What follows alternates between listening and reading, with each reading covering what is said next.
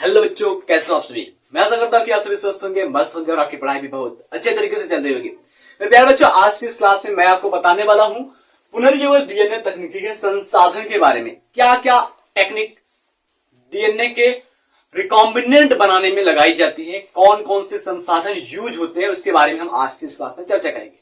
बारी बारी से एक एक पॉइंट को हम अच्छे से क्लियर करेंगे ताकि हर पॉइंट आपको डिटेल में समझाने की कोशिश करूंगा, अच्छे से आपको समझ में आए। शुरू करते हैं आज की इस क्लास को। सबसे पहले जानते हैं कि जो पुनर्जीवित डीएनए तकनीकी होती है, यहां पर कौन कौन से संसाधन यूज किए जाते हैं। जैसे अगर हम बात करते हैं, आपको सिंपली घर बनाना है, तो घर बनाने के लिए आपको क्या क्या चाहिए? ईंट चाहिए, गिट्टी चाहिए, बालू चाहिए, सीमेंट चाहिए और आपको कुछ छड़ वगैरह चाहिए। इन सभी को मिलाकर के हम एक घर का निर्माण करते हैं, ठीक है। तो इसी प्रकार से जब डीएनए को रिकॉम्बिनेंट बनाने की बारी आती है, यानी कि पुनर्जीवित डीएनए बनाने की बारी आती है, तो कौन कौन से तकनीकी को लगाया जाता है उसके बारे में हम बात करेंगे। तो अगर हम बात करते हैं तो इस तकनीकी के अंतर्गत, यानी कि बात करते हैं जो रिकॉम्बिनेंट डीएनए की संसाधन है, टेक्निकी है, इसके अंतर्गत क्या क्या लाया जाता है। सबसे पहले यूज किया जाता है डीएनए मैनिपुलेटिंग एंजाइम के बारे में, यानी कि डीएनए को तोड़ने, फोड़ने, जोड़ने वाले एंजाइम का उपयोग किया जाता है। तो डीएनए मैनिपुलेटिंग एंजाइम के अंतर्गत 3 प्रकार के एंजाइम आते हैं। पहला होता है रेस्ट्रिक्शन एंजाइम, जिसको हम प्रतिबंधन एंजाइम के नाम से जानते हैं, और इसी का अगला जो नाम होता है वो होता है आणविक कैची, आणविक कैची। समझ में? उसके बाद अगर बात करते हैं दूसरा जो एंजाइम होता है, उस दूसरे एंजाइम को हम पॉलीमरेज एंजाइम कहते हैं। पॉलीमरेज एंजाइम का काम क्या होता है?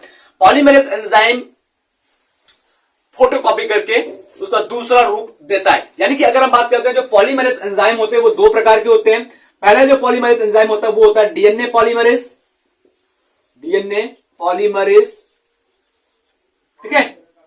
और दूसरा जो होता है वो होता है आरएनए पॉलीमरेज, आरएनए पॉलीमरेज। अब अगर हम डीएनए पॉलीमरेज की बात करते हैं तो ये डीएनए पॉलीमरेज क्या करता है? डीएनए से डीएनए बनाता है, डीएनए से डीएनए बनाता है। और आरएनए पॉलीमरेज जो होता है वो आरएनए से आरएनए बनाता है। कौन? डीएनए पॉलीमरेज डीएनए से डीएनए, आरएनए पॉलीमरेज आरएनए से आरएनए बनाने का काम करता है। उसके बाद अगर हम बात करते हैं तीसरा एंजाइम, तो तीसरा एंजाइम लाइगेज एंजाइम कहलाता है, और इस लाइगेज एंजाइम को हम आणविक गोंद के नाम से जानते हैं, आणविक गोंद कहते हैं। क्यों भाई? क्योंकि ये 2 खंडों को आपस में जोड़ने का काम करता है, ठीक है। उसके बाद अगर हम बात करते हैं दूसरा क्या आता है, तो दूसरा यहां पर आता है वेक्टर, यानी कि संवाहक। संवाहक का मतलब क्या होता है? तो संवाहक एक ऐसी भाग है रिकॉम्बिनेंट डीएनए टेक्नोलॉजी की कि जो रिकॉम्बिनेंट डीएनए को एक शरीर से दूसरे शरीर में पहुंचाने का काम करता है, ठीक है। उसके बाद बात करते हैं यहां पर तीसरा जो आता है आपका, वो आता है होस्ट ऑर्गेनिज्म, जिसको हम परपोषी जीव कहते हैं, ठीक है, जिसके अंदर हम रिकॉम्बिनेंट डीएनए को प्रवेश कराते हैं। तो जीव जैसे संसाधनों का उपयोग किया जाता है रिकॉम्बिनेंट डीएनए टेक्नोलॉजी के अंतर्गत, ठीक है। चलिए अगर हम बात करते हैं अगले पॉइंट की, तो हम यहां पर बात करने वाले हैं कि प्रतिबंधन एंजाइम क्या होता है। यानी कि हम बात करेंगे डीएनए मैनिपुलेटिंग एंजाइम के अंतर्गत प्रतिबंधन एंजाइम, रेस्ट्रिक्शन एंजाइम क्या होता है। तो रेस्ट्रिक्शन एंजाइम की बात करते हैं तो सन 1963 ईस्वी में, 1963 में क्या हुआ था? 2 एंजाइम खोजे गए थे, 2 एंजाइम को अलग किया गया था, जिसमें से अगर हम बात करते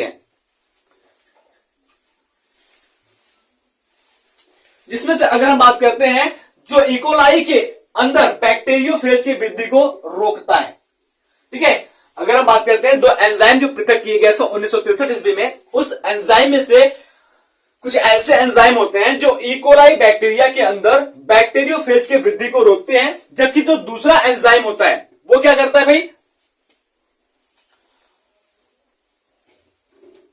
डीएनए के अंदर मेथिल समूह को जोड़ता है, ठीक है, डीएनए के अंदर मेथिल समूह को जोड़ता है। अब देखो यहां पर क्या है, एक इकोलाई बैक्टीरिया और यहां पर हमने बैक्टीरियोफेज लगा रखा है। अब इस बैक्टीरियोफेज का अनुवांशिक पदार्थ इसके अंदर आ गया, ठीक है, बैक्टीरियोफेज का उसका अनुवांशिक पदार्थ इसके अंदर आ गया। अब अगर हम बात करते हैं जो 2 एंजाइम खोज किए गए थे, दोनों एंजाइम को हम क्या करते हैं? रेस्ट्रिक्शन एंजाइम,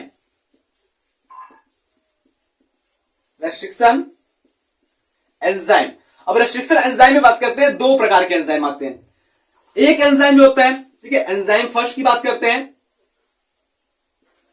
और एंजाइम सेकंड की बात करते हैं। जो एंजाइम फर्स्ट होता है वो क्या करता है, डीएनए में मेथिल जोड़ता है। डीएनए में क्या करता है, ये डीएनए हो गया, इसमें क्या करेगा, मेथिल ला करके जोड़ देगा। ठीक है, डीएनए में मेथिल लाकर जोड़ देगा। दूसरा जो होता है वो क्या करता है, ये क्या करता है, डीएनए को कट करता है, या बात करते हैं ये जेनेटिक मटेरियल को कट करता है।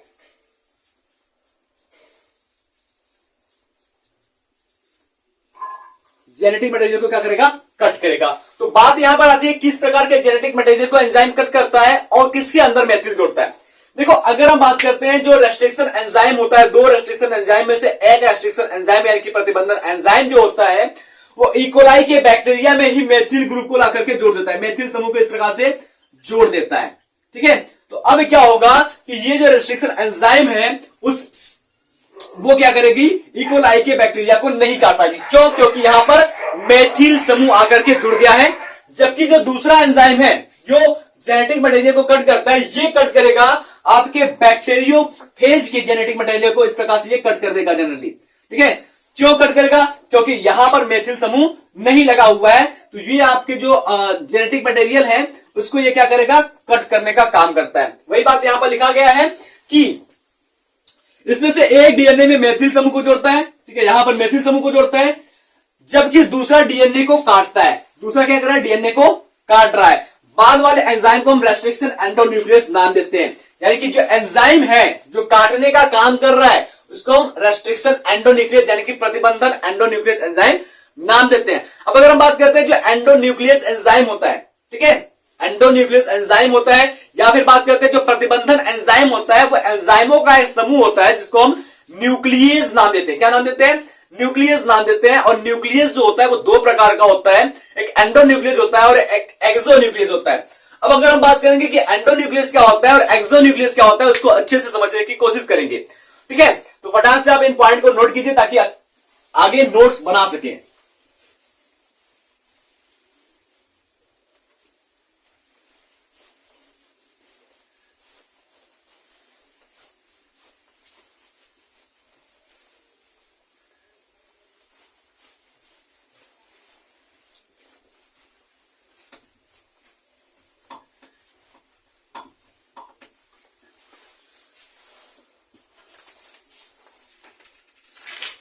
देखो, अगर हम बात करते हैं जो प्रतिबंधन एंजाइम होता है वो क्या होता है, एंजाइमों का समूह होता है। ठीक है, प्रतिबंधन एंजाइम, प्रतिबंधन एंजाइम एंजाइमों का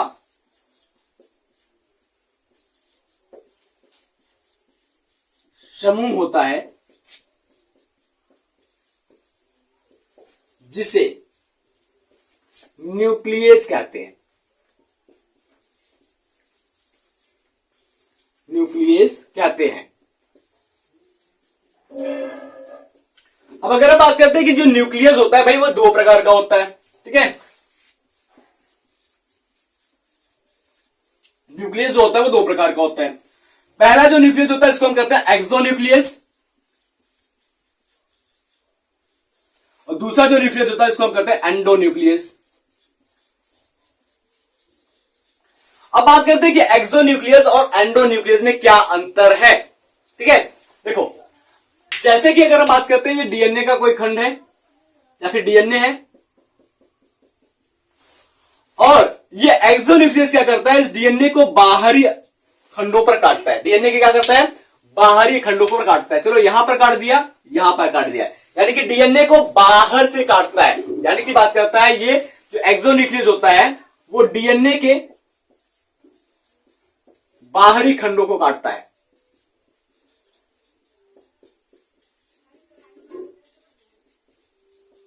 बाहरी खंडों को काटता है। उसके बाद अगर हम बात करते हैं एंडोन्यूक्लियस क्या करता है भाई, जैसे ये डीएनए का खंड हो गया या डीएनए हो गया।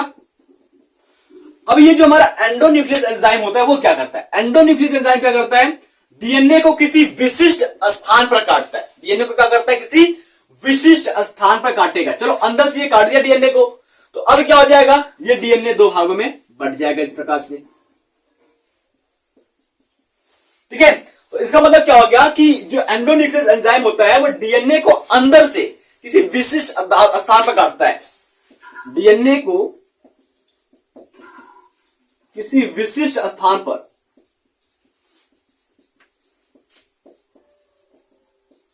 पर काटता है। बात समझ में आया? तो अब अगर हम बात करते हैं एक्सोन्यूक्लियस और एंडोन्यूक्लियस की, अंतर क्या है आपको एकदम स्पष्ट हो गया होगा। अब अगर हम बात करते हैं एंडोन्यूक्लियस एंजाइम की, तो एंडोन्यूक्लियस एंजाइम जो है भैया वो दो प्रकार के होते हैं, type first endonuclease, type second endonuclease. अब अगर हम बात करते हैं जो टाइप फर्स्ट एंडोन्यूक्लियस होता है वो क्या होता है, टाइप सेकंड एंडोन्यूक्लियस जो होता है वो क्या होता है। देखिए अगर हम बात करते हैं सबसे पहले इस एंडोन्यूक्लियस यानी कि प्रतिबंधन एंजाइम के बारे में किसने बताया था। देखो टाइप फर्स्ट एंडोन्यूक्लियस एंजाइम के बारे में अर्बन नाम के वैज्ञानिक ने बताया था, टाइप सेकंड एंडोन्यूक्लियस एंजाइम के बारे में हेलमेंटन स्मिथ ने बताया था। अब उन्होंने कुछ बातें बताई थी इन दोनों एंजाइमों के बारे में, कौन सा एंजाइम क्या करता है। देखो अगर हम बात करते हैं जो टाइप फर्स्ट एंडोन्यूक्लियस एंजाइम होता है वो रिकॉग्नाइज करता है यानी कि पहचान करता है, सेम है। जो टाइप सेकंड होता है वो भी पहचान करता है। टाइप फर्स्ट क्या करता है, मेथिल समूह को जोड़ता है, जबकि टाइप सेकंड क्या करता है, विशिष्ट स्थान पर से इसको काटता है। तीसरा क्या करता है, अब अगर हम बात करते हैं जो हमारा टाइप सेकंड होता है वो काटता है, लेकिन टाइप फर्स्ट क्या करता है, नहीं काट पाता। ठीक है, ये भी काटता है। उसके बाद अगर हम बात करते हैं जो टाइप फर्स्ट होता है इसको डीएनए को अगर काटना है तो मैग्नीशियम आयन देना पड़ेगा एटीपी के साथ, लेकिन जो टाइप सेकंड है इसको केवल काटना है तो केवल और केवल मैग्नीशियम आयन देना पड़ेगा, एटीपी नहीं देना पड़ेगा। चलिए अगर हम बात करते हैं इन्हीं पॉइंट को लिख करके आपको समझाते हैं कि क्या ये कह रहा है, तो फटाक से आप इस पॉइंट को नोट कीजिए।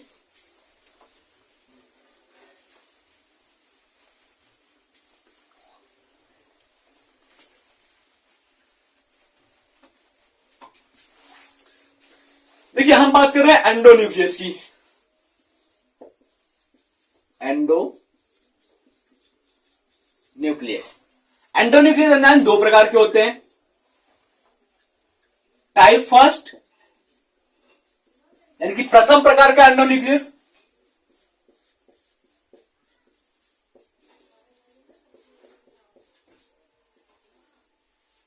और दूसरा क्या है, type second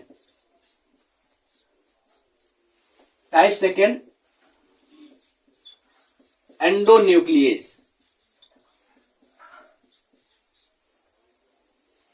type first endonuclease और टाइप सेकंड एंडोन्यूक्लियस में अंतर क्या है। सबसे पहले अगर बात करते हैं जो टाइप फर्स्ट है,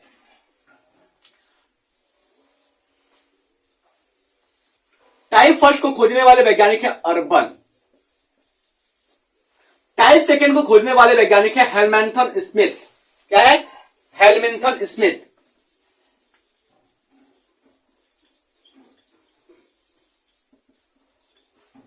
ठीक है, अब इसके बाद अगर हम बात करते हैं टाइप फर्स्ट जो होता है और टाइप सेकंड जो होता है, यहां पर आपका अंतर शुरू होता है। टाइप फर्स्ट भी काम करता है पहचानने का,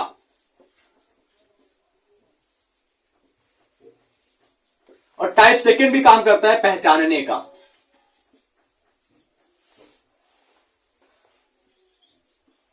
टाइप फर्स्ट काम करता है मेथिलाइजेशन का, मेथिल समूह जोड़ने का,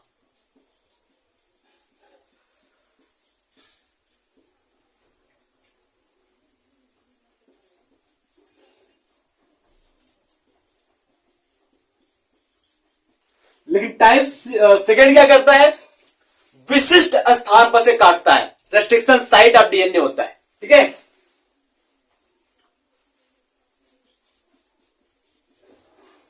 विशिष्ट स्थान पर से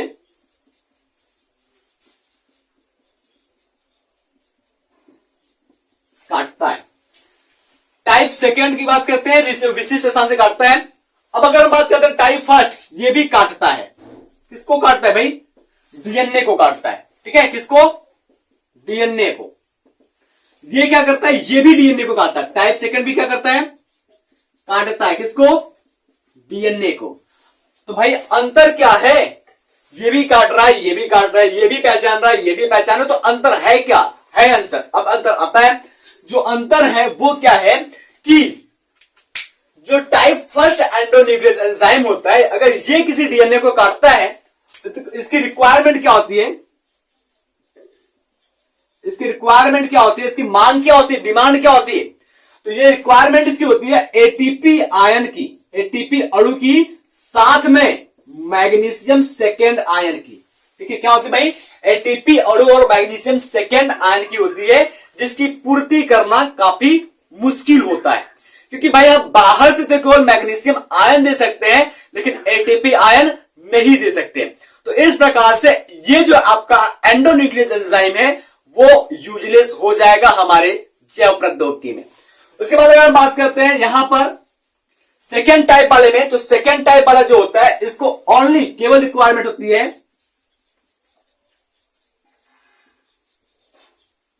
इसकी केवल और केवल रिक्वायरमेंट होती है मैग्नीशियम आयन की। तो ये हमारे लिए सस्ता भी है, सरल भी है। तो हम मैग्नीशियम आयन जितना इसको चाहिए जितना मैग्नीशियम आयन हम दे सकते हैं। तो इस प्रकार से अगर हम कहते हैं तो जो हमारा एंडोन्यूक्लियस सेकेंड टाइप का होता है, एंडोन्यूक्लियस टाइप सेकेंड,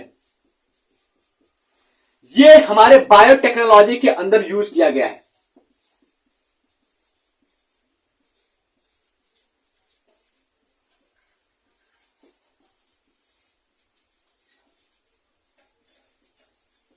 ये हमारे बायोटेक्नोलॉजी में क्या किया गया है? यूज किया। कौन? टाइप सेकेंड एंडोन्यूक्लियस का। तो मैं आशा करता हूं कि इतनी बातें आपको समझ में आ गई होगी। न्यूक्लियस दो प्रकार के होते हैं, ठीक है, एंडोन्यूक्लियस और एक्सोन्यूक्लियस। एक्सोन्यूक्लियस डीएनए के बाहरी खंडों को काटने का काम करता है, एंडोन्यूक्लियस डीएनए के विशिष्ट स्थान पर अंदर से काटने का काम करता है। एंडोन्यूक्लियस दो प्रकार के होते हैं, टाइप फर्स्ट, टाइप सेकेंड, दोनों आपके सामने है। पहला प्रकार भी पहचानने का काम करता है, दूसरा प्रकार भी पहचानने का काम करता है। पहला प्रकार मेथिल समूह को जोड़ता है, यानी कि CH4 समूह को जोड़ता है, सॉरी CH3 समूह को जोड़ता है डीएनए के अंदर। दूसरा क्या करता है? विशिष्ट स्थान पर से काटता है। पहले की डिमांड होती है डीएनए को काटने के लिए एटीपी और मैग्नीशियम आयन की, दूसरे की जो डिमांड होती है वो केवल और केवल मैग्नीशियम आयन की डिमांड होती है, इसको आराम से दे सकते हैं। बात समझ में आया? तो आपके एनसीईआरटी के हिसाब से चलते हैं तो यहां पर लिखा गया है कि प्रतिबंधन एंजाइम एंडोन्यूक्लियस हिंड सेकेंड, जिसका कार्य डीएनए न्यूक्लियोसाइड सीक्वेंस पर निर्भर होता है। यानी कि बात कर रहे हैं हम, अभी बात करेंगे हिंड सेकेंड एंजाइम के बारे में। हिंड सेकेंड एंजाइम क्या होता है? देखो, अगर हम बात करते हैं जो हिंड सेकेंड एंजाइम है, इसको आइसोलेट करने वाले वैज्ञानिक हेलमेंथन स्मिथ हैं, जिन्होंने बताया कि जो हिंड सेकेंड एंजाइम होता है वो क्या करता है? डीएनए के उस विशिष्ट बिंदु पर काटता है जहां पर 6 बेस पेयर एक विशेष अनुक्रम में उपस्थित होते हैं। इस विशिष्ट क्षारक का अनुक्रम हिंड सेकेंड एंजाइम को पहचान अनुक्रम के नाम से भी जानते हैं। तो मोटी मोटी बातें हम आपको बताना चाहते हैं कि ये जो हिंड सेकेंड एंजाइम होता है डीएनए को उस खंड पर काटेगा जहां पर हाइड्रोजन बॉन्ड कमजोर होगा। ठीक है, तो अगर हम बात करते हैं, आपको जो हिंड सेकेंड एंजाइम है वो खोजा तो बहुत पहले जा चुका था, लेकिन इसके कार्यों के बारे में 5 वर्ष के बाद पता चला था। ठीक है, तो अगर हम बात करते हैं हिंड सेकेंड एंजाइम की,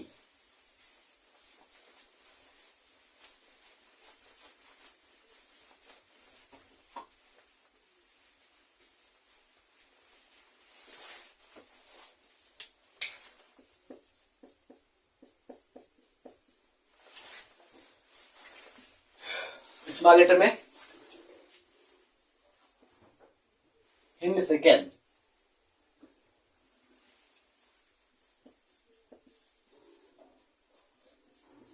हिंड सेकेंड एंजाइम, या फिर कहते हैं हिंड सेकेंड एंडोन्यूक्लियस एंजाइम। देखो, हिंड सेकेंड एंजाइम को अभी मैं क्या बताया कि इसको हम कहते हैं डीएनए के विशिष्ट क्षारक अनुक्रम की पहचान। दिखा सकते हैं विशिष्ट क्षारक अनुक्रम, क्षारक अनुक्रम को हिंड सेकेंड की पहचान कहते हैं।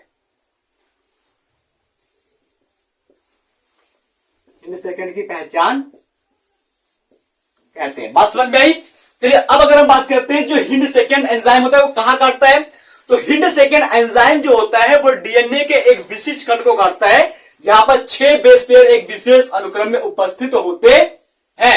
यानी कि बात कर रहे हैं, देखो यहां पर जैसे अगर हम बात करते हैं ये डीएनए का खंड हो गया, ठीक है, ये क्या हो गया? डीएनए का हिस्सा हो गया, टुकड़ा हो गया।